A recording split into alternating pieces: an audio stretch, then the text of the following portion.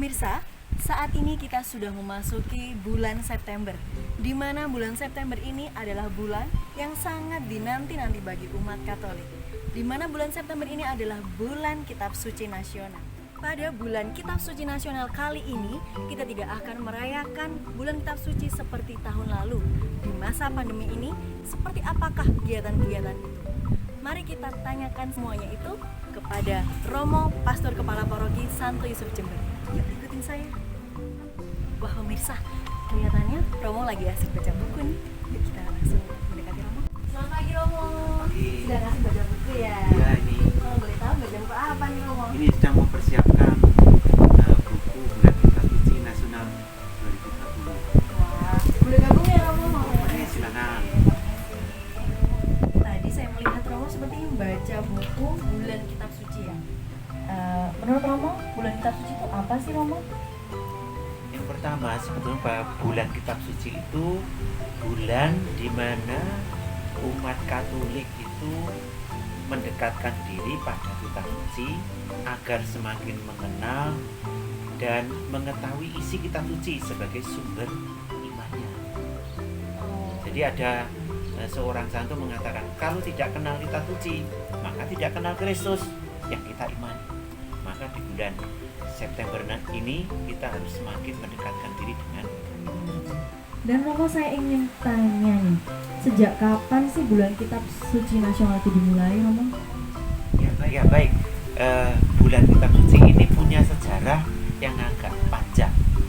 Jadi sebetulnya usaha dari gereja bagaimana mendekatkan Kitab Suci ini dengan umat itu diawali memang sejak Konsili Vatikan kedua itu sudah ada usaha di mana gereja itu meminta agar Kitab Suci itu dibuka lebar-lebar, umat bisa masuk dalam ranah Kitab Suci itu. Nah ini rupanya dalam sejarah sebelumnya kita ini dijauhkan dari Kitab Suci. Konsili Vatikan kedua, para bapak konsili meminta agar jalan masuk Kitab Suci mendekat dengan umat itu dibuka lebar-lebar. Nah, sekarang usahanya apa?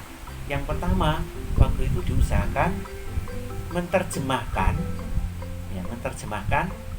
bahasa Kitab Suci ini dengan bahasa setempat. Dulu bahasa Kitab Suci hanya dua, yaitu bahasa Latin dan bahasa Yunani. Dia dalam rangka mendekatkan Kitab Suci dengan umat ini, maka diminta agar gereja di Indonesia menerjemahkan bahasa Latin, bahasa Yunani ini ke dalam bahasa Indonesia. Nah, setelah diterjemahkan, terjadi ya, ternyata umat Katolik pun belum membaca, apalagi memiliki. Lalu diusahakan lagi, maka lembaga Biblika ya, Alkitab Indonesia ini ya, akhirnya cari usaha bagaimana mendekatkan Kitab Suci dengan umat. Maka dia mencetuskan satu cara begini, menetapkan satu hari Minggu sebagai hari Minggu Kitab Suci Nasional. Nah, coba ya. Kebetulan waktu itu bukan bulan September tapi bulan Agustus. Tapi ternyata hasilnya kurang. Nah setelah hasilnya kurang, wah kalau begitu jangan hanya satu hari, yaitu dengan cara satu bulan. Nah itu bulan September. Maka waktu itu Mawi yang sekarang ini KBI menetapkan tahun 1977 itu bahwa bulan September itu sebagai bulan Kitab Suci.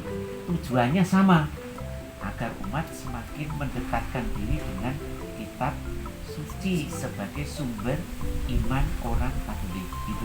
Oh gitu, Romo. Kalau dilihat dan disimpulkan ini, yang saya dapatkan nih Romo ya, mewartakan kabar baik di tengah krisis iman dan identitas. Nah, saya pikir sih untuk tema ini cukup menggambarkan kondisi kita saat ini yang berada di masa-masa pandemi ini, dan menurut saya sih sangat susah sih sebenarnya. Cuman tidak ada kata tidak bisa, Romo. Sulit itu belum tentu tidak bisa. Kalau menurut Romo sendiri bagaimana sih Romo?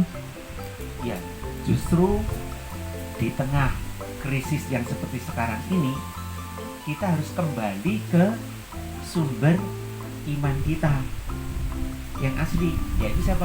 Kitab suci. Bagaimana menghadapi krisis ini? Nanti dalam permenungan itu akan kita rasakan, atau dalam kitab suci itu akan kita temukan bagaimana umat pilihan itu di zaman perjanjian lama itu mengatasi krisis ini ketika mereka dibuang ke Babel. Ketika dibuang ke Babel, hancurlah mereka, harapan mereka. Nah, pada saat seperti itu mereka ingin menegaskan lagi identitas mereka sebagai umat pilihan. Caranya bagaimana? Menegaskan kembali iman mereka, berani mengimani Allah itu, yang selalu menolong, membantu mereka. Sedangkan dalam perjanjian lama kita bisa belajar dari komunitas para rasul yang waktu itu ketika Yesus wafat, mereka juga kehilangan identitas. Nah, akhirnya apa yang dibuat oleh Tuhan? Yesus bangkit. Nah, kebangkitan Yesus itu membangkitkan kembali identitas mereka ini, bahwa mereka ini benar-benar orang yang dipilih Allah. Dipilih itu berarti apa? Dikasih oleh Allah. Dan setelah dikasih oleh Allah, mereka ini juga harus mengasihi sesamanya. Jadi kalau mau dikatakan siapa Allah saya ini, yaitu Allah, itu Allah yang mengasihi saya. Saya ini siapa? Yaitu orang yang bisa mengasihi siapapun, mengasihi Allah saya, mengasihi sesama saya.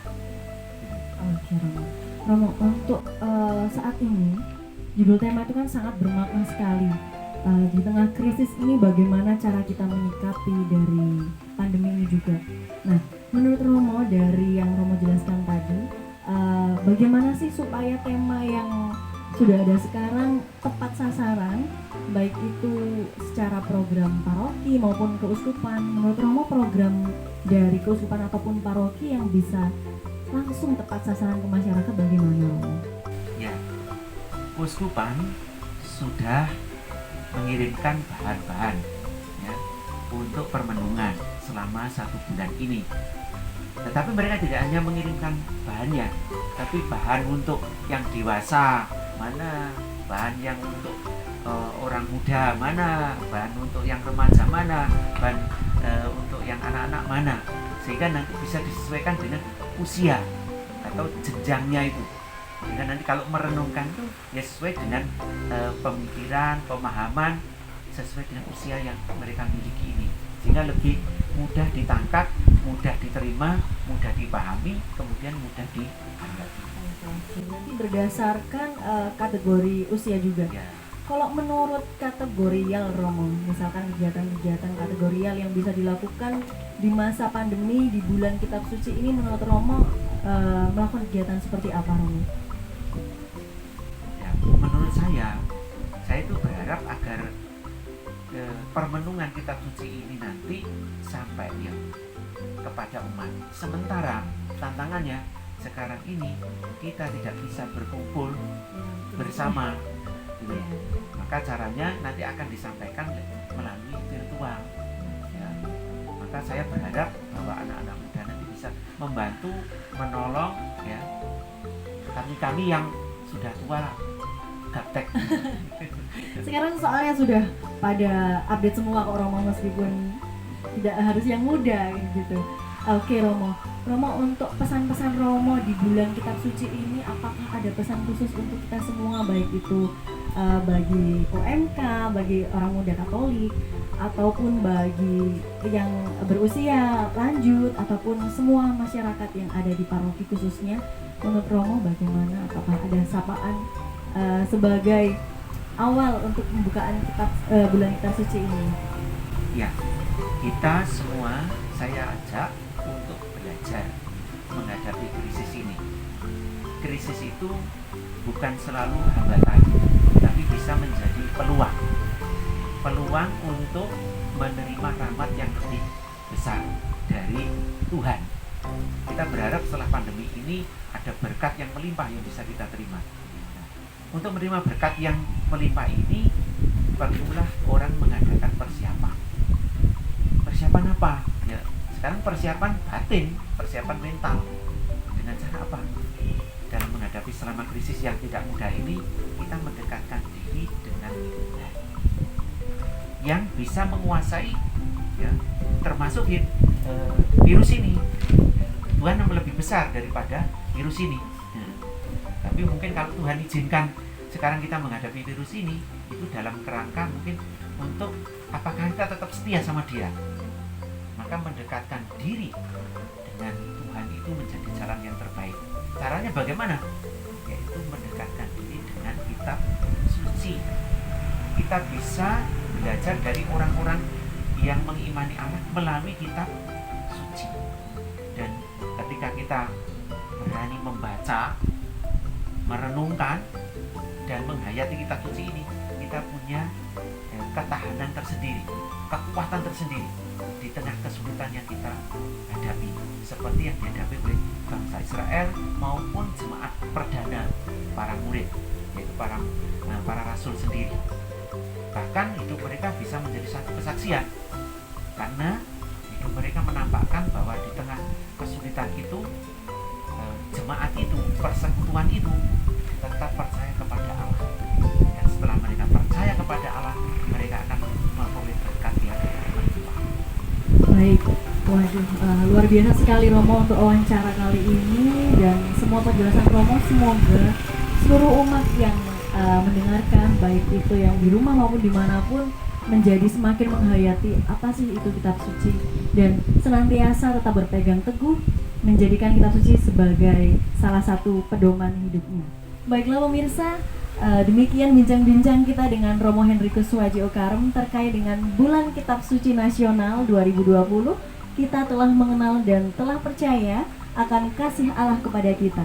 Dan Bulan Kitab Suci Nasional 2020 ini memiliki tema mewartakan kabar baik di tengah krisis iman dan identitas.